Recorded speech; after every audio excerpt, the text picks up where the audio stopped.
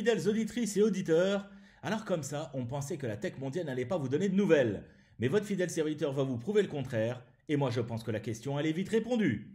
On commence avec le CEO de Microsoft, Satya Nadella, qui appelle à un référendum sur le capitalisme. Je vous rappelle que Microsoft est quand même la deuxième plus grande entreprise au monde. Et son PDG estime qu'il est temps de réimaginer la façon dont le capitalisme fonctionne. Et il déclare, je cite, « Aujourd'hui, en 2020, au milieu de cette pandémie, il serait juste d'avoir un référendum sur le capitalisme », a-t-il déclaré à l'occasion du Forbes Just 100 Virtual Summit. En résumé, il explique que les entreprises devraient mesurer leur succès en fonction du nombre d'emplois qu'elles arrivent à créer, le revenu qu'elles engendrent chez leurs fournisseurs et en fonction de l'argent que leurs employés peuvent dépenser. Le profit financier que l'entreprise réussit à dégager devrait, lui, ne plus entrer en compte. Mais devinez comment il est arrivé à cette conclusion. Eh bien, c'est à la lecture d'un essai d'économie. C'est vous dire combien la lecture est importante à tous les niveaux de responsabilité et partout dans le monde. En deux, la profession notariale en France connaît de nombreuses révolutions, dont le numérique fait partie. Alors, tenez-vous bien, au cours de la crise sanitaire, 37 000 actes avec comparution à distance ont été réalisés dans le cadre d'une expérimentation. Et ce n'est pas une banale vidéoconférence ou Zoom. À l'heure actuelle, 60% des études sont équipées en visioconférence sécurisée et fin 2020, le chiffre devrait passer à 80%. Outre une connexion SDSL ou fibre, l'ensemble des échanges est chiffré de telle sorte à empêcher toute interception ou enregistrement pirate des signaux. L'hébergement du système est assuré par la profession elle-même, qui fournit également une signature électronique qualifiée au sens du règlement européen EIDAS, Electronic Identification and Trust Services. C'est impressionnant et franchement, c'est du beau travail de leur part. Bravo. 3. ClickDrop, l'application pour copier-coller tout ce qui vous entoure sur votre PC. Présenté en juin dernier en version bêta, ClickDrop est désormais disponible en téléchargement gratuit pour les appareils Android et iOS et également sur ordinateur sous Windows ou macOS. Cette application est terriblement innovante car elle permet de capturer en photo des éléments présents dans son environnement avec précision et de les transférer ensuite sur son ordinateur par un simple drop, un véritable copier-coller en réalité augmentée.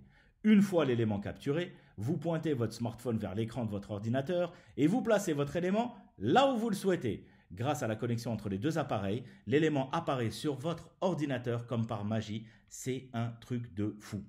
4. Je saute d'un domaine à un autre, mais c'est important de vous en informer et vous allez comprendre pourquoi. Alors, ironie du sort, le géant asiatique, en l'occurrence la Chine, d'où est partie la Covid-19, sera la seule grande économie à échapper à la récession cette année.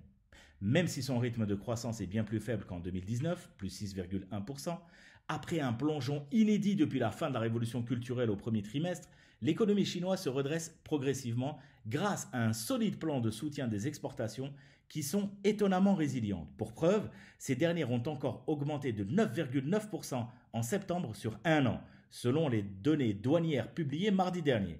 Et savez-vous ce qui a attiré la croissance de manière spectaculaire? Eh bien, écoutez bien. La croissance globale des exportations a été principalement tirée par la vente à l'international des ordinateurs. Et pourquoi? Parce que la rentrée scolaire s'est faite en ligne dans de nombreux pays. Incroyable, non? D'autres facteurs comme le luxe et l'automobile y sont aussi évidemment quand même pour quelque chose. 5. Nous sommes désormais 4 milliards de personnes à utiliser chaque mois un ou plusieurs réseaux sociaux dans le monde, avec une moyenne impressionnante de 2 millions de nouveaux utilisateurs chaque jour sur les plateformes. Ces données, issues d'un rapport réalisé par We Are Social et Hootsuite, montrent aussi que la plus grande adoption des réseaux sociaux est en majeure partie à mettre au crédit du nombre de personnes qui utilisent un téléphone portable. En effet, aujourd'hui dans le monde, 5,20 milliards de personnes, soit 67% des 7,81 milliards de personnes qui peuplent notre planète, 99% des utilisateurs des plateformes y accèdent via des appareils mobiles, contre 1 sur 5 depuis un ordinateur. Une preuve que le mobile est devenu incontournable. Alors, quelques chiffres frappants. Avec 2,7 milliards d'utilisateurs mensuels, Facebook est en octobre 2020 le réseau social numéro 1 devant YouTube et WhatsApp qui enregistrent 2 milliards de personnes cumulées. Instagram, 1,16 milliard et TikTok, 689 millions seulement. Et enfin, un internaute passe en moyenne 2h30 par jour sur les réseaux sociaux et 1h30 sur des plateformes de streaming vidéo comme Netflix, Prime Video et Disney+. En 6e position, le géant indonésien du e-commerce, Tokopedia. s'apprête à recevoir 350 millions de dollars de financement auprès de 2 mastodontes de la tech, selon des sources de Bloomberg. L'américain Google et le singapourien Temasek ont en effet convenu de financer l'expansion de Tokopedia, qui est toujours à la recherche de nouveaux investisseurs.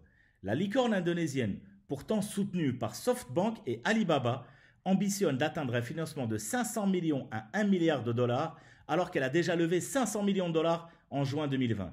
Lancée en 2009 par, attention, William Tanuwijaya, la plateforme e-commerce revendique plus de 100 millions d'utilisateurs actifs par mois et assure pouvoir livrer 98% des districts du pays.